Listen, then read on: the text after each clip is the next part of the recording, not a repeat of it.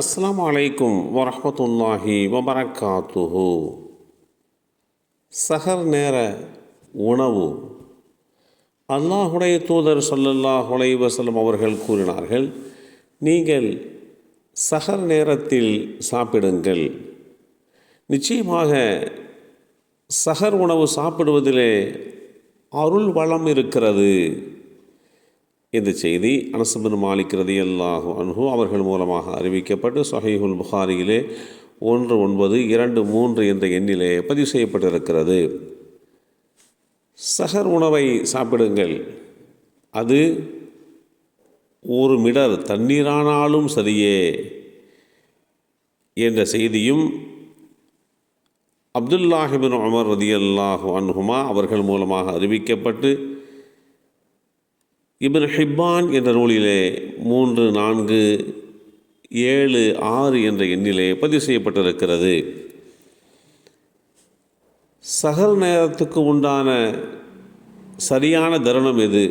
அனஸ் பின் மாலிக் ரலியல்லாஹு அன்ஹு அவர்கள் கூறினார்கள், நாங்கள் சஹர் சாப்பிட்டுவிட்டு பின்னர் சுபுஹ் தொழுகைக்காக வேண்டி தயாராவோம் என்று ஸைத் பின் சாபித் ரலியல்லாஹு அன்ஹு அவர்கள் கூறினார்கள்.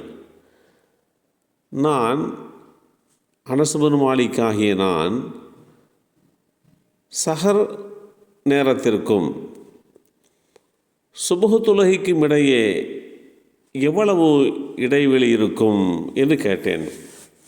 அதற்கு ஸைத் பின் சாபித் ரலியல்லாஹு அன்ஹு அவர்கள் குர்ஆனுடைய வசனங்களில் 50 வசனங்கள் ஓதும் நேரம் என்று பதிலளித்தார்கள்.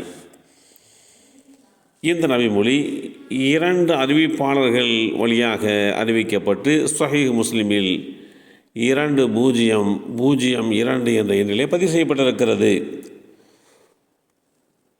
சஹர் நேரம் என்பது சுபுஹ் சாதிக் என்கின்ற நேரத்தில் இருந்து, அதாவது சுபுஹ் தொழுகைக்கான ஆரம்ப நேரத்தில் இருந்து சூரியன் மறைந்ததற்கு பின்பாக உணவு, பானம், பாலுறவு ஆகியவற்றை அல்லாஹ்வுக்காக வேண்டி கைவிடுவதே நோன்பு எனப்படுகிறது. இவ்வாறு நோன்பை துவங்குவதற்கு முன்பாக உணவு சாப்பிட்டு அசுவாசப்படுத்திக் கொள்வதே சஹர் சாப்பிடுதல் எனப்படுகிறது. அருள் வளம் என்பது ஒரு பொருள் பல்கி பெருகுவதும் அது குறைந்த அளவில் இருந்தாலும் அதை கொண்டு அனைத்து தேவைகளும் பூர்த்தியாகும். எனவே இந்த அருள் வளம் என்பது மனித திறமை, முயற்சியை சார்ந்தது இல்லை. அது அல்லாஹ் அவனால் வழங்கப்படுவதாகும்.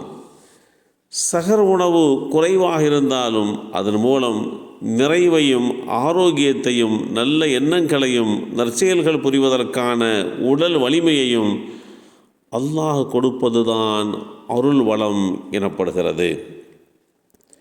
அல்லாஹுடைய அருள் வளத்தை பெறுவதற்காக நாம் சிரமப்பட வேண்டிய தேவையில்லை. சஹர் நேரத்தில் உணவு எடுத்து கொண்டாலோ அல்லது சிறிதளவு தண்ணீர் பருகினால் கூட அது போதுமானதாகும். நமக்கு நிச்சயம் அருள் வளம் கிடைத்துவிடும். வானவர்களுடைய பிரார்த்தனையும் நமக்கு கிடைத்து விடுகிறது. அந்த நேரத்தில் நம்முடைய வீட்டு பிள்ளைகளையும் எழுப்பி சில கவளம் உணவு கொடுத்து அதன் மூலம் அவர்களுக்கும் அருள் வளம் கிடைப்பதற்கு நாம் நம்மை சித்தப்படுத்தி கொள்ள வேண்டும். சஹர் நேரம் இரவினுடைய பிற்பகுதியிலே இருந்து, அதாவது இரவினுடைய 3வது பகுதியின் தொடக்கமான இரவு சுமார் 2 மணியிலே இருந்து சுபுஹ் சாதிக் என்கின்ற அந்த நேரம் துவங்குவதை உரைக்கும் உண்டான ஒரு காலத்திற்கு சொல்லப்படும். இருந்தபோதிலும் இறுதி நேரத்தில், அதாவது சுபுஹ் சாதிக் சுபுஹ் தொழுகையினுடைய பாங்குக்கு முன்னால் எழுந்து அந்த சஹர் உணவை உண்ணுவதே அல்லாஹுடைய தூதர் காட்டித்தந்த வழிமுறையாகும். உற்சாகத்துடன் நோன்பை மேற்கொள்வதற்கும் சிரமத்தை குறைப்பதற்கும் இந்த சஹர் உணவு மிகப்பெரிய உதவியாக அமையும். சஹர் நேரத்தில் முற்பகுதியிலே உண்டுவிட்டால் சுபுஹு தொழுகையினுடைய அந்த எழும்புதல் என்பது சாத்திய குறைவானதாக ஆகிவிடும். இவைகளையெல்லாம் அடிப்படையாக வைத்துத்தான் சுபுஹனுடைய ஆரம்ப நேரத்திற்கு முன்பாகவே நீங்கள் சஹர் உணவை சாப்பிட்டு கொள்ளுங்கள். சுபுஹுடைய நேரம் வந்துவிட்டது என்று சொன்னால் அதற்கு பின்பாக நீங்கள் சாப்பிட்டால் அன்றைக்கு நோன்பாக கணக்கில் கொள்ளப்பட மாட்டாது என்பதையும் புரிந்து கொள்ள வேண்டும். எல்லாம் வல்ல அல்லாஹு தஆலா சஹர் நேரத்தை அறிந்து கொண்டு அதனுடைய அருள் வளத்தை பெறுவதற்குண்டான வாய்ப்பை நமக்கும் நம் சந்ததிகளுக்கும் வழங்கி அருள் புரிவானாக. அஸ்ஸலாமு அலைக்கும் வரஹ்மத்துல்லாஹி வபரகாத்துஹு.